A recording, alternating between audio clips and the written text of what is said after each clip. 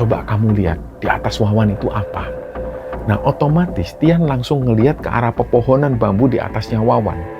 Jadi persis di atas wawan mancing itu ada sosok perempuan. Nah, pernah ada pemancing yang motornya ini disembunyikan di rimbunan pohon bambu. Pada akhirnya motor itu diambil rame-rame dibantu oleh warga kampung.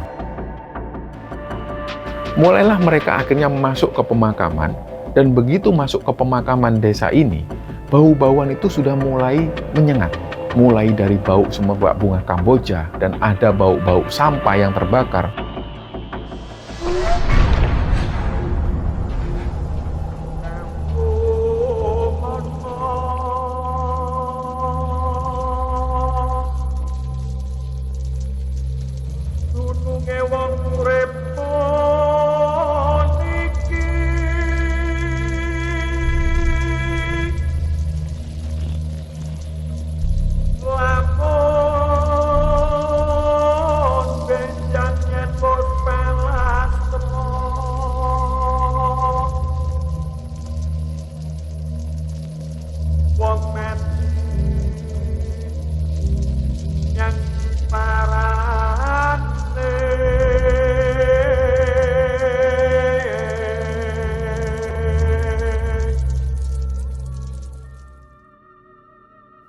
Bismillahirrahmanirrahim. Assalamualaikum warahmatullahi wabarakatuh.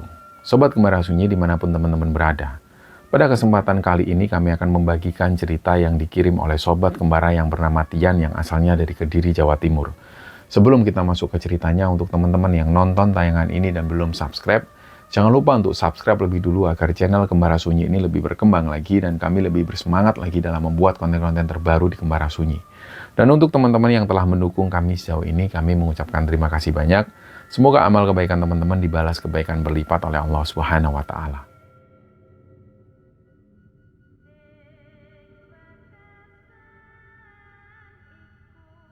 Ya, sebelum masuk ke cerita intinya, kita memulai cerita tentang Sungai Brantas yang sudah ada sejak ratusan tahun yang lalu.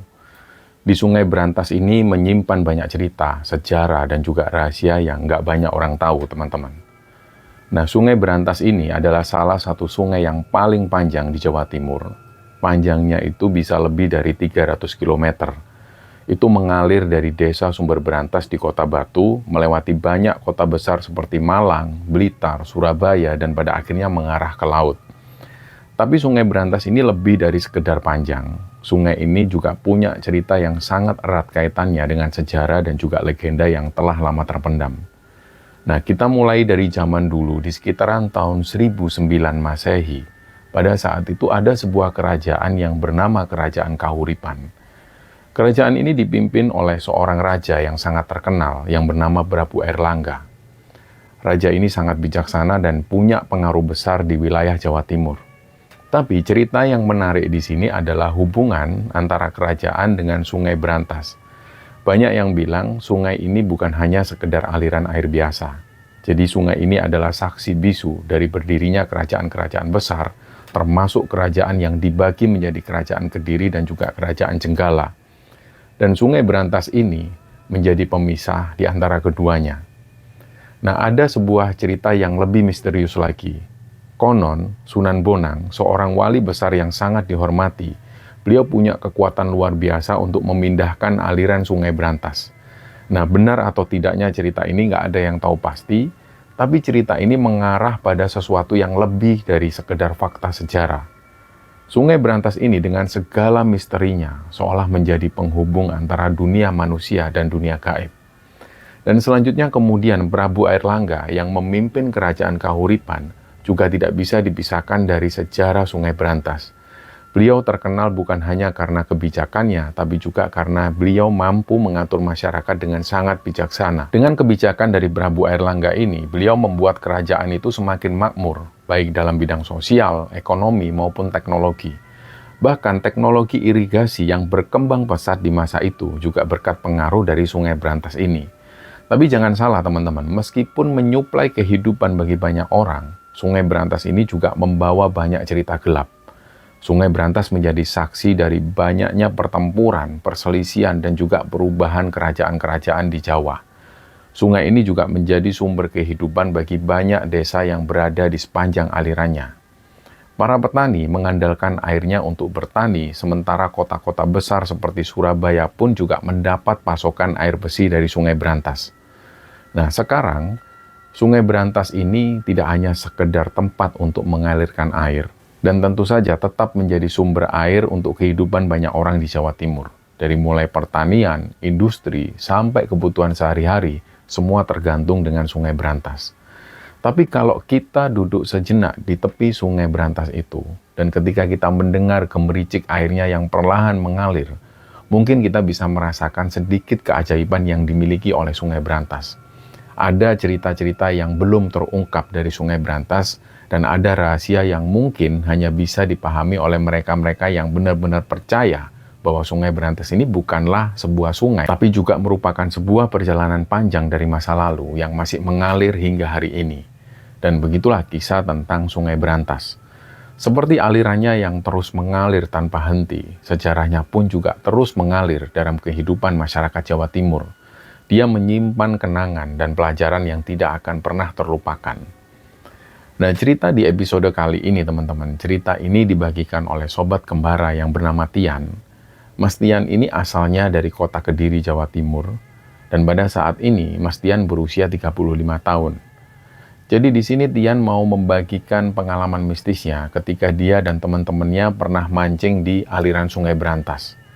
Jadi Tian ini sudah lama sekali punya hobi mancing. Sudah dari sejak bujangan, dia juga sudah suka mancing. Dimanapun lokasinya, mau jauh maupun dekat, dia akan tempuh asalkan dia bisa mancing.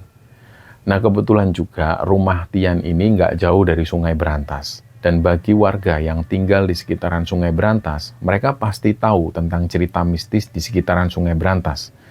Tian sendiri pun juga sudah tahu tentang cerita ini. Dulu dia sering mendapat cerita ada beberapa orang yang pernah mengalami kejadian mistis di Sungai Brantas. Jadi di situ ada orang yang pernah melihat sosok kuntilanak di sekitaran Sungai Brantas. Pernah juga ada cerita lain, ada orang yang pernah diikuti sosok pocong dan juga sosok gondoruo di sepanjang aliran Sungai Brantas itu. Nah, selain cerita-cerita ini, ada juga cerita tentang munculnya sosok buaya putih di Sungai Brantas. Dan gangguan-gangguan semacam itu juga sering sekali dialami oleh Tian ketika dia mancing di Sungai Brantas. Kalau istilah Jawanya, ini adalah sekojangan. Artinya ini sudah jadi makanan sehari-hari bagi Tian dan juga bagi para pemancing yang lain. Karena mereka juga paham bahwa Sungai Brantas memang sudah dari dulunya terkenal angker dan mistis. Tian juga sering mendapat cerita dari orang tua yang pernah hidup di zaman ketika pergolakan politik Indonesia tidak stabil pada waktu itu, terutama ketika terjadi gerakan 30 September tahun 1965. Di masa-masa itu, kakeknya Tian ini menjadi saksi mata. Beliau dan juga para saksi mata lainnya melihat betapa banyaknya mayat yang hanyut di Sungai Brantas. Sampai-sampai pada saat itu, warna air di Sungai Brantas ini agak berubah menjadi merah darah. Begitupun juga ketika di masa Petrus atau penembakan misterius yang terjadi di sekitaran tahun 1980-an. Di masa itu juga banyak sekali orang yang dibuang begitu saja di Sungai Brantas, tanpa dikuburkan dan tanpa tahu siapa keluarganya. Jadi inilah kenapa setiap kali Tian mau pergi mancing ke Sungai Brantas, dia selalu diwanti-wanti oleh kakeknya agar dia selalu hati-hati ketika berada di Sungai Brantas. Kakeknya selalu berpesan, "Nek wis ning kono le, kalau sudah sampai sana jangan sering-sering melamun dan jangan sampai hanyut ke bawah sungai." Karena begitu mistisnya Sungai Brantas. Selain itu, Sungai Brantas ini adalah saksi bisu banyaknya peristiwa yang terjadi di negeri ini. Kakeknya juga sering mengingatkan kepada Tian, terutama waktu itu ketika Tian ini masih anak-anak. Kakeknya selalu berpesan, "Brantas iku raiso digawe sembrono." Artinya bahwa Sungai Brantas ini tidak bisa dibuat sembarangan, nggak bisa dibuat bercanda. Bahwa Brantas bukanlah tempat bermain untuk anak-anak. Dan pesan itu seakan melekat pada diri Tian, bahkan ketika dia sudah dewasa sekalipun. Nah, jadi di sekitaran tahun 2019, di bulan Februari, di lingkungan sekitar rumah Tian, karena rumah Tian ini dekat sekali dengan Sungai Brantas, Waktu itu banyak sekali orang-orang yang hilir mudik keluar masuk menuju ke pinggiran Sungai Berantas untuk mancing. Nah, jam-jam sibuk para pemancing ini terlihat mulai dari jam 3 sore sampai maghrib. Selain itu, banyak juga muda-mudi yang nongkrongnya ini di sekitaran Sungai Berantas. Nah, waktu itu Tian ketemu dengan salah satu tetangganya. Dia bisa dibilang adalah salah satu sahabatnya Tian juga, namanya Kentus. Nah, awalnya seperti biasa mereka ini ngobrol-ngobrol, mereka tegur sapa. Akhirnya mereka putuskan untuk mancing di pinggiran Sungai Berantas itu. Nah, pada saat mancing itulah mereka ngobrol ngalor ngidul sambil nunggu ikan ini menyambar. Terus akhirnya mereka membicarakan salah satu spot mancing yang memang dikenal oleh para banyak pemancing. Spot ini memang dikenal banyak sekali ikannya. Nah, spot mancing ini itu lokasinya masih ada di area Sungai Berantas, tapi lokasinya bukan di desanya Tian. Kita sebut saja spot mancing ini daerah Joel. Nah, jadi spot Joel ini lokasinya itu ada di sebelah utara desa mereka. Dan spot Joel ini memang terkenal spot mancing yang ikannya itu besar-besar. Dan memang siapapun yang mendengar tentang spot Joel ini pasti akan tergiur. Tapi masalahnya di situ, spot ini terkenal begitu angker. Apalagi spot Joel ini letaknya ada di dekat makam desa yang ada di sana. Tapi hal-hal semacam itu pada akhirnya nggak jadi soal bagi para pemancing. Begitupun juga dengan Tian dan Kentus. Bagi mereka, yang penting adalah mereka bisa mancing dan bisa dapat ikan banyak dan besar-besar. Akhirnya dari situ mereka pun janjian, keesokan harinya mereka akan berangkat sekitar jam 3 sore. Nah, keesokan harinya ternyata ada pasukan tambahan. Ada salah satu teman Tian yang lain namanya Wawan. Wawan ini ternyata juga minta ikut mancing di spot Joel tersebut. Dan singkatnya hari itu sekitar jam setengah 3 sore mereka semua kumpul di rumah Tian. Semua perlengkapan memancing ini sudah disiapkan oleh mereka, umpan untuk mancing pun juga sudah disiapkan, mereka bawa bekal air minum dan juga beberapa makanan ringan. Mereka akhirnya berangkat naik 2 motor, Tian ini berboncengan dengan Kentus, Iwan bawa motor sendirian. Nah, perjalanan menuju spot ini memang lumayan jauh. Jadi dari rumah Tian ini bisa memakan waktu sekitar hampir 1 jam. Dan sekitar jam setengah 4 mereka mulai memasuki sebuah desa. Awalnya di situ mereka masih melewati pemukiman penduduk. Jadi di situ masih lumayan ramai. Dan selanjutnya setelah sekitar 800 meteran dari pemukiman warga itu, lokasinya sudah mulai sepi. Sebelum menuju ke spot mancing ini, motor mereka itu harus ditinggalkan di sana karena nggak ada akses jalan untuk motor. Mereka harus jalan kaki selanjutnya. Jadi di situ motor ini diparkir di tempat yang mereka rasa aman. Setelahnya mereka jalan melewati jalan turunan menuju ke spot mancing. Dan setelah sampai di spot mancing ini, mereka agak berpencar duduknya. Kira-kira berjarak sekitar 20 meteran lah. Dan memang masing-masing dari mereka ini akhirnya nggak saling terlihat. Karena masing-masing dari mereka tertutup perpohonan dan juga semak-semak yang ada di sana. Tapi kalau mereka misalnya bicara satu sama lain, ini masih kedengaran. Dan pas mereka baru sampai di spot mancing ini, cuaca itu tiba-tiba berubah jadi mendung.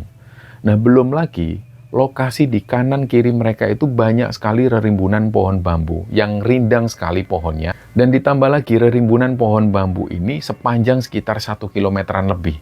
Jadi kelihatan semakin gelap tertutupi rerimbunan pohon bambu tersebut. Sekalipun siang hari, cahaya matahari itu nggak bisa nembus. Apalagi kalau pas mendung seperti itu, pasti jadi semakin kelihatan gelap. Nah, nggak lama kemudian mereka meletakkan kail, belum sampai 10 menit, umpan Wawan ini langsung disambar. Waktu itu joran mereka ini ada lonceng kecilnya, jadi kalau umpan tersambar ikan, pasti akan bunyi kelinting-kelinting-kelinting-kelinting.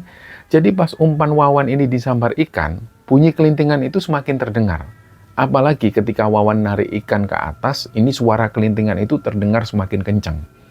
Nah, nggak lama setelah Wawan ini berhasil nyambar ikan, giliran jorannya Tian yang disambar ikan.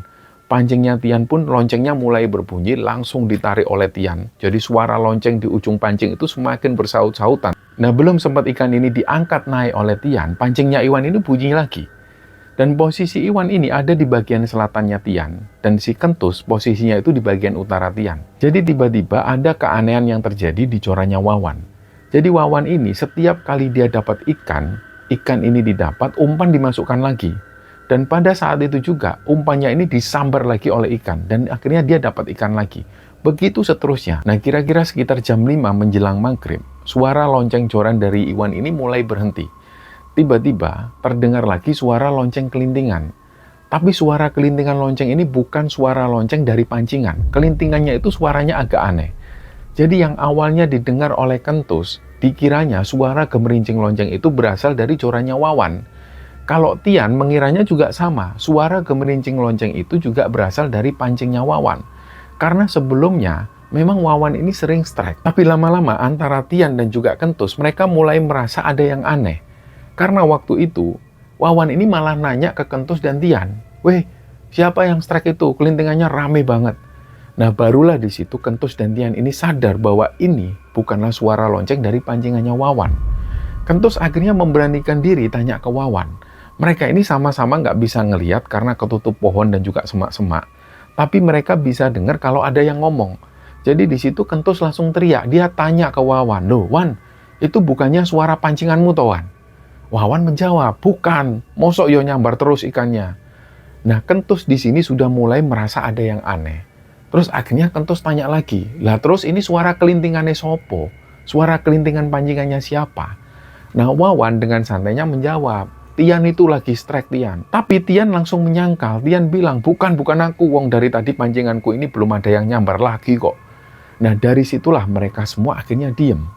Sebenarnya masing-masing dari mereka ini sudah paham kalau ada yang aneh pada saat itu. Tapi mereka ini cuma bisa diam. Dan keanehan lainnya yang dialami oleh mereka, ikan-ikan yang sudah berhasil mereka dapat tadi, semuanya itu dimasukkan di sebuah keranjang, terus keranjang ini ditenggelamkan di sungai. Nah, waktu itu ketika menjelang maghrib, iseng-iseng Tian itu ngecek hasil mancing ikannya. Pas keranjang ini diangkat ke atas, ikan-ikan ini ternyata nggak banyak. Tadinya ikan-ikan yang mereka dapat itu ada puluhan. Tapi ketika waktu itu Tian ngecek, ternyata nggak sampai 10. Belum sempat Tian heran waktu itu, tiba-tiba Kentus itu menghampiri Tian. Kentus bilang ke Tian, "Yan, kita pindah ke spotnya Wawan aja. Pasti Wawan ini lagi diganggu genderuwo sekarang." Nah, di spot mancing Joel ini yang seperti dijelaskan di awal, memang terkenal banget angkernya. Jadi ada banyak sosok yang sering mengganggu pemancing di sana. Seperti misalnya sosok genderuwo, kuntilanak, pocong, dan lain sebagainya. Macem-macem lah. Dan masalahnya, sosok penunggu di spot Joel ini nggak cuma menampakkan diri, tapi mereka juga usil.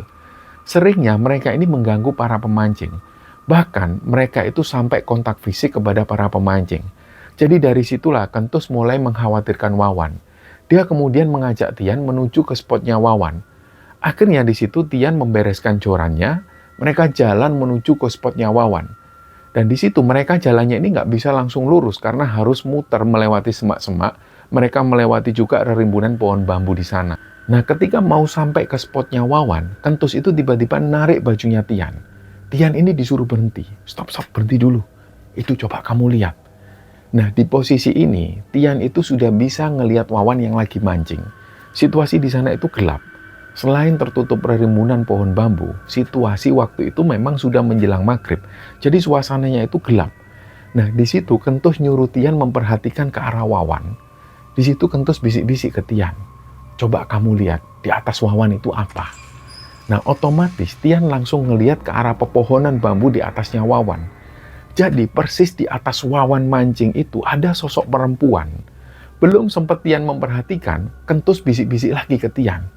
"Kui sundel bolong, Yan. Sundel bolong kui." Nah, awalnya waktu itu Tian ini agak biasa pas ngelihat sosok perempuan di atas Wawan itu. Tapi ketika Kentus bilang bahwa sosok ini adalah sundel bolong, langsunglah sekujur tubuh Tian ini merinding luar biasa. Tatapan Tian ini makin jelas ke arah sosok sundel bolong itu. Sedangkan Wawan, dia masih duduk santai di bawah sosok sundel bolong itu tanpa dia tahu apapun. Dari situ, Tian dan Kentus ini bingung. Ini gimana cara manggil Wawan? Pasti mereka kalau teriak, sosok sundel bolong ini ngerti. Nah, ada sekitar 2 menitan mereka cari cara untuk manggil Wawan. Tian akhirnya mencari semacam batu kecil, dilemparlah batu kecil itu ke arah Wawan. Tapi Wawan ini masih nggak ngeh. Nah, dalam situasi itu, Tian ini sempat memperhatikan sosok sundel bolong itu. Jadi sosoknya ini sosok perempuan, bajunya itu kayak warna tanah liat. Rambutnya panjang sampai menjuntai ke bawah. Dan saking panjangnya rambut si sosok ini, rambut sundel bolong ini sampai hampir menyentuh kepalanya Wawan yang ada di bawahnya persis. Tapi di situ Wawan sama sekali belum sadar. Akhirnya, Kentus ini hilang kesabaran. Dia nggak punya cara lain untuk manggil Wawan. Apalagi hari itu sudah mulai gelap. Nah, tanpa disangka oleh Tian, Kentus ini teriak ke Wawan. "Wan, ayo pulang Wan. Ini loh Wan, ikannya sudah dapat banyak Wan. Bentar lagi maghrib ini loh." Nah, pas Kentus teriak ini, Tian itu kaget. Dia perhatikan terus sosok sundel bolong ini. Tapi sosok sundel bolong itu masih ada di atas, nggak bergerak sama sekali meskipun Kentus ini baru saja teriak. Nah, sayangnya waktu itu Wawan cuma jawab, "Bentar, nanggung ini, bentar lagi." Nah, Wawan menjawab itu sambil menunjukkan keranjang ikannya yang masih belum penuh. Dan setelah Wawan menjawab seperti itu, dia langsung melanjutkan mancing lagi. Di momen inilah sosok sundel bolong ini noleh ke arah Tian dan Kentus. Wajah sundel bolong ini yang bisa digambarkan oleh Tian, wajahnya itu pucat tapi hancur. Dari tatapan matanya, seolah dia ini ngasih kode ke Tian dan Kentus supaya mereka ini pergi dari sana. Akhirnya di situ Tian pun nunduk. Dia berbisik ke Kentus, "Tus." Dia noleh ke arah kita, Tus. Nah, di momen inilah Kentus itu malah teriak lagi ke Wawan, "Wan, ayo pulang Wan. Itu loh Wan, mbaknya sudah ngeliatin kita terus Wan. Ayo toh Wan, pulang Wan. Kalau kamu nggak pulang tak tinggal loh Wan." Akhirnya Kentus ini bilang ke Tian, "Wes ayo Tian, kita pergi dulu aja Tian. Kita tinggal aja Iwan, biarin Iwan sak karep-karepe." Nah, pas baru mau melangkahkan kakinya, mereka mau pergi. Wawan akhirnya beranjak dari tempat duduknya, dia membereskan curan pancingnya. Terus dia bilang, ya wes, tunggu bentar, aku mau beres-beres bentar." Nah, pas Wawan ini lagi beres-beres, Tian dan Kentus itu masih ngelihat sosok sundel bolong ini, dia masih ada di atasnya Wawan. Dia masih terus memperhatikan Wawan. Dan pas Wawan itu cek keranjang ikannya, Wawan kaget, "Loh, kok aku cuma dapat ikan segini? Perasaan tadi strike terus." Nah, memang waktu itu Tian dan Kentus itu juga heran. Nah, perasaan Wawan itu dari tadi strike terus, tapi kok cuma segitu dapatnya. Wawan akhirnya di situ sibuk mengeluarkan ikan dari keranjang dan mau dipindahkan ke keranjang ikan yang sama dengan keranjang Kentus dan Tian. Posisi Wawan ini sudah agak menjauh dari sosok sundel bolong tadi. Tapi di titik itu, Tian dan Kentus ini masih bisa ngelihat sosok sundel bolong tadi memperhatikan mereka terus. Jadi Tian dan Kentus ini berusaha membantu Wawan supaya mereka ini segera bisa pergi dari situ. Tapi Wawan ini kesulitan mengeluarkan ikan yang ada di dalam keranjang. Dan di situ ada satu ikan yang bentuknya ini aneh. Apalagi di situ kondisinya juga semakin gelap, jadi agak nggak kelihatan ini jenis ikan apa. Wawan di situ meraba lagi lebih dalam keranjangnya. Dia berusaha keras mengeluarkan satu ikan itu. Dan ketika berhasil dipegang oleh Wawan, mulai dikeluarkan dari keranjang. Dan pas keluar dari keranjangnya ini, mereka bertiga itu sempat tercengang beberapa detik. Nggak lama Wawan itu teriak ketakutan sambil melempar sesuatu itu. Jadi Wawan ini bilang, "Loh, tangannya sopo ini, tangannya sopo." Barulah di situ mereka bertiga menyadari bahwa yang terakhir diambil Wawan ini bukan ikan, tapi potongan tangan manusia. Akhirnya mereka semua berlarian meninggalkan tempat itu sambil mereka teriak-teriak. Mereka bertiga ini lari sambil terus mengumpat. Dan ketika mereka berada di lokasi motor yang mereka parkir tadi, mereka jadi agak tenang. Karena sudah agak jauh dari spot mancing yang tadi, posisinya pun juga sudah ada di atas. Tapi Kentus baru sadar kalau motornya ini nggak ada. Nah, ini hal ganjil lainnya. Padahal di area itu relatif sepi, jauh dari perkampungan. Motor Wawan ini masih ada di sana. Kentus sendiri juga sudah yakin motornya ini sudah dikunci stang, dikunci double juga. Nah, Kentus jadi berpikir, ini motorku kok bisa hilang? Tian akhirnya teringat cerita para pemancing yang pernah mancing di spot Joel ini. Memang di daerah spot itu memang terkenal angker. Selain itu, sosok penunggunya ini nggak cuma menampakkan diri, tapi mereka juga usil. Nah, pernah ada pemancing yang motornya ini disembunyikan di rimbunan pohon bambu. Pada akhirnya motor itu diambil rame-rame dibantu oleh warga kampung. Warga kampung kemudian yakin bahwa itu adalah perbuatan genderuwo yang usil. Nah, Tian sempat ingat cerita itu, tapi dia nggak mengungkapkan hal ini ke Kentus, karena dia nggak mau Kentus makin khawatir. Di situ Kentus yakin nggak mungkin juga motornya ini dicuri orang. Karena yang pertama, motor Kentus ini kan motor butut, motor keluaran tahun lama. Sedangkan motor Wawan adalah motor Vario yang terbaru. Kalau di situ ada maling, pasti yang diambil lebih dulu adalah motornya Wawan. Apalagi motor Kentus itu sudah dikunci ganda. Pasti pencurinya itu bakal ribet kalau mau mencuri motornya Kentus. Nah, posisi waktu itu sudah maghrib, azan terdengar di mana-mana. Terus mereka mulai mencari, mereka jalan sambil mereka noleh kanan kiri. Di situ Wawan melihat jejak ban motornya. Jalanan di situ tanah. Kalau dilewati motor, pasti ada jejaknya. Anehnya, nggak ada jejak motor sama sekali, kecuali jejak ban motor mereka ketika mereka tadi baru sampai. Terus tiba-tiba di situ Tian punya ide. Tian sendiri ini juga nggak tahu dia dapat dorongan dari mana untuk mencari agak ke bagian utara. Jadi di situ Tian tiba-tiba menyampaikan hal ini ke Wawan dan Kentus. Ayo kita jalan lagi ke utara. Terus di situ Tian bilang, kita jalan lagi aja terus ke utara. Dan sekitar 10 menit mereka jalan, mereka terus menuju ke utara. Kentus ini akhirnya bilang, loh Tian, kalau kita jalan ke situ terus, di sana sudah nggak ada jalan lagi loh. Sudah kita balik aja. Tapi nggak tahu kenapa, Tian ini semakin yakin untuk tetap jalan menuju ke utara. Akhirnya mereka bertiga pun lanjut jalan lagi. Nggak lama kemudian Wawan nyeletuk, Mas, nggak bisa jalan ke sana lagi, Mas. Itu di situ sudah kuburan desa. Nah, di situ mereka akhirnya semakin deg-degan. Mereka bertiga langsung berhenti. Terus akhirnya di sana ini mereka ngelihat sekeliling. Di sana itu sepi banget, nggak ada rumah penduduk. Di depan mereka persis terlihat sekali ada pemakaman umum desa. Ditambah lagi kondisi yang agak mendung dan sudah maghrib. Jadi makam yang ada di hadapan mereka ini terlihat semakin serem. Dalam hati Tian, dia kemudian berpikir, ini terus gimana? Masa iya motor Kentus ini hilang? Terus gimana ngomongnya ke keluarganya Kentus? Kasihan juga Kentus. Jadi Tian akhirnya ngomong sendiri dalam hatinya.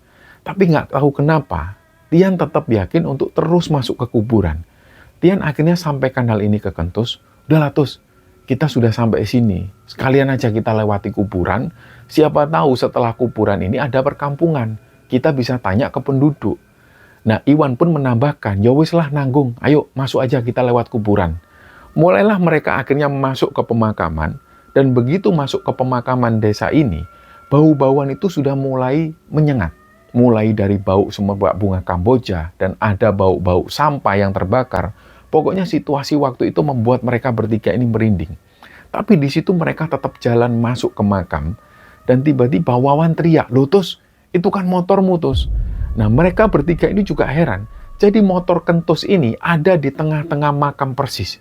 Dan posisi motor Kentus itu kayak tergeletak di tengah makam. Langsunglah akhirnya mereka menuju ke sana. Kentus langsung cek kondisi motornya. Pertama kali yang dicek oleh Kentus adalah kuncinya. Kunci stang ini masih dalam keadaan yang terkunci. Dan nggak ada yang rusak. Kunci ganda pun juga dicek, kondisinya juga aman. Nggak ada yang rusak sama sekali. Kondisi fisik motor Kentus ini juga nggak ada yang rusak. Mereka nggak sempat mikir ini siapa yang naruh motor Kentus di tengah makam. Mereka cuma berpikir ini gimana cara mengeluarkan motor Kentus dari makam. Akhirnya setelah mereka berpikir sebentar, mereka mulai ngangkat motor Kentus. Mereka angkat bertiga. Jadi Tian dan Kentus itu ngangkat bagian rodanya, sedangkan Iwan sambil ngangkat dia itu menyalakan senter di HP-nya untuk penerangan jalan. Karena kondisi waktu itu sudah gelap. Mereka ini kebingungan. Kalaupun kunci motor itu dibuka, motor tetap nggak bisa melewati kuburan. Nggak akan bisa. Karena makam di situ padat dan rapat. Nggak akan mungkin bisa melewati makam dan pasti akan ngerusak makam dan juga batu nisan. Akhirnya di situ motor ini mereka angkat pelan-pelan dan supaya nggak merusak batu nisan, mereka jalannya itu pelan-pelan. Ketika di situ mereka merasa capek, mereka turunkan lagi motor itu sejenak. Dan setelah mereka istirahat sebentar, mereka angkat lagi motornya melewati beberapa makam. Dan pada akhirnya motor Kentus ini berhasil dikeluarkan dari makam. Di situ mereka mulai lega. Nah, situasi waktu itu benar-benar tegang. Selain mereka ini deg-degan karena mereka berada di dalam makam, apalagi dengan kondisi yang gelap, mereka di situ juga harus mengatur nafas ketika mereka ngangkat motornya Kentus. Di situ mereka agak sedikit lega ketika motor Kentus itu berhasil dikeluarkan dari makam. Selanjutnya, di situ mereka langsung mengambil motor Wawan yang masih terparkir di area selatan. Dan setelah semua beres, Tian yang membonceng Kentus pakai motornya. Jadi di situ Kentus yang gantian dia bawa pancing dan juga hasil pancingan. Mereka kemudian melajukan motornya menuju ke arah pemukiman warga. Nah, belum sampai ke pemukiman warga, Wawan ini posisinya di belakang Tian dan Kentus.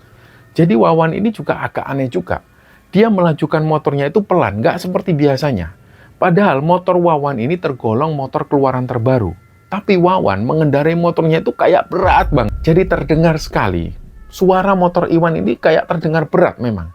Jadi kayak motornya ini bawa beban. Terus Kentus akhirnya noleh ke arah Wawan. Niatnya di situ Kentus mau teriak ke Wawan supaya Wawan ini agak cepat. Dan ketika Kentus noleh ke belakang ke arah Wawan, Kentus itu teriak kaget. Astagfirullahaladzim. Tian pun kaget akhirnya. Kenapa Tus? Nah, Kentus pun akhirnya ngomong ke Tian, bentar Tian, kita tunggu di depan sana aja Tian, kita tunggu Wawan di sana. Di depan itu ada pertigaan, di situ ada lampunya yang lumayan terang, kita tunggu Wawan di situ. Nah, Kentus ngomong seperti ini. Nah, Tian sendiri ini masih nggak paham maksudnya Kentus. Akhirnya pas ketika mereka sampai di pertigaan, mereka berhenti, mereka nunggu Wawan. Akhirnya di situ mereka turun dari motor, dan sambil menunggu Wawan, sisa air minum yang mereka bawa itu mereka gunakan untuk cuci muka. Dan di situ airnya ini mereka gunakan untuk membersihkan jok motornya Kentus yang tadi kena tanah kuburan. Gak lama kemudian Wawan pun datang. Akhirnya Kentus mulai mencipratkan air itu ke motornya Wawan juga. Dia kemudian membersihkan jok belakang motor Wawan dengan air yang sama. Sambil di situ Kentus seperti membaca-baca sesuatu. Nah, Wawan sempat bilang ke Kentus, "Loh Tus, kenapa kok motorku kamu bersihkan juga? Kan motorku bersih." Nah, Kentus cuma bilang, "Sudahlah, ayo jalan lagi. Kita langsung kumpul di rumahku ya," kata Kentus seperti itu. Nah, sekitar jam 8-an malam, sampailah mereka di rumah Kentus. Begitu sampai di rumah Kentus, mereka istirahat sejenak, mereka ngopi, dan barulah mereka cerita-cerita. Awalnya di situ Kentuslah yang memulai cerita. Jadi dia bilang ke Wawan, "Wan, tadi motormu itu jalannya lambat banget, Wan. Kayak bawa beban berat banget. Bener katamu, Tus. Tadi aku tuh sempat mikir, ini motorku kenapa ya? Kok kayak berat banget dibuat jalan. Perasaan baru 2 minggu kemarin diservis. Apalagi motorku ini kan masih baru." Nah, di situ Kentus menambahkan, "Lah itu dia. Pas aku noleh ke arahmu, kamu itu boncengin pocong. Makanya aku sempat kaget tadi. Terus di pertigaan pas kita berhenti itu sosok pocong ini sudah nggak ada lagi. Jadi di situ aku inisiatif membaca-bacakan sesuatu, terus tak siram air ke arah jok motormu supaya nggak ada gangguan lagi." Terus di momen ini Tian juga bilang ke Wawan, "Wan, kamu sadar nggak sih pas kamu mancing tadi, di atasmu persis itu ada sosok sundel bolong yang ngawasi kamu terus. Rambutnya itu panjang banget sampai rambutnya ini hampir nyentuh kepalamu, Wan." Nah, Wawan di situ cuma terdiam mendengar pengakuan dari Tian dan Kentus. Barulah di situ Wawan cerita. Yang dirasakan Wawan ketika dia mancing di spot itu, dia merasa kayak nggak mancing di tempat itu. Nah, di situ Wawan ini sempat merasa dia ini kayak berada di tempat lain. Suasananya itu begitu nyaman. Nah, ditambah lagi umpan Wawan ini selalu disambar ikan terus. Dan Wawan berulang kali dapat ikan. Tapi anehnya pas terakhir kali dia cek keranjang ikannya, ternyata ikannya itu nggak sebanyak itu. Jadi Wawan itu kayak merasa seperti dihipnotis oleh suasana yang ada di sana. Nah, ternyata pembicaraan mereka ini didengar oleh ibunya Kentus. Nah, di situ ibunya Kentus ini langsung keluar dari rumah dan menasihati mereka semua. Ibunya Kentus ini bilang, "Makanya Tole, kalian itu kan tahu kalau tempat kalian mancing itu tempatnya angker. Apalagi ini juga malam Jumat Kliwon, hari yang disakralkan oleh orang-orang.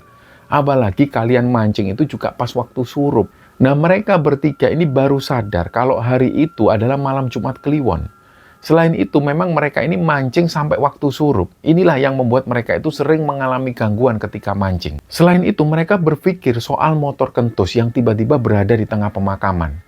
Jadi, mereka berpikir mana ada orang yang iseng memindahkan motor Kentus di tengah-tengah kuburan. Pasti butuh banyak orang untuk itu. Dan pada akhirnya di situ mereka sadar. Kata orang tua dulu benar juga. Kalau berada di tempat angker, baiknya tahu diri. Minimal permisi. Dan di waktu surup menjelang maghrib, baiknya menghentikan semua aktivitas. Karena di waktu-waktu itulah energi bangsa lelembut ini lagi tinggi-tingginya. Ini terbukti dengan mereka bertiga yang pada akhirnya diusili ketika mereka mancing di sana. Dan sampai cerita ini dibagikan di Kembara Sunyi, Tian dan Kentus itu masih sering mancing. Sedangkan Wawan sudah jarang sekali ikut mancing karena Wawan susah untuk menyesuaikan jadwalnya. Dan sampai sekarang kalau mereka ingat-ingat lagi kejadian yang pernah menimpa mereka di situ cuma bisa senyum-senyum sendiri. Memang hal itu adalah hal yang sangat nggak masuk akal, tapi hal itu benar terjadi. Dan inilah cerita yang dibagikan oleh Tian dan sahabatnya ketika mereka mancing di spot angker di Kali Berantas. Dan semoga kisah ini bisa kita ambil hikmah dan bisa kita ambil pelajaran di dalamnya. Mohon maaf jika ada salah-salah kata. Wassalamualaikum warahmatullahi wabarakatuh.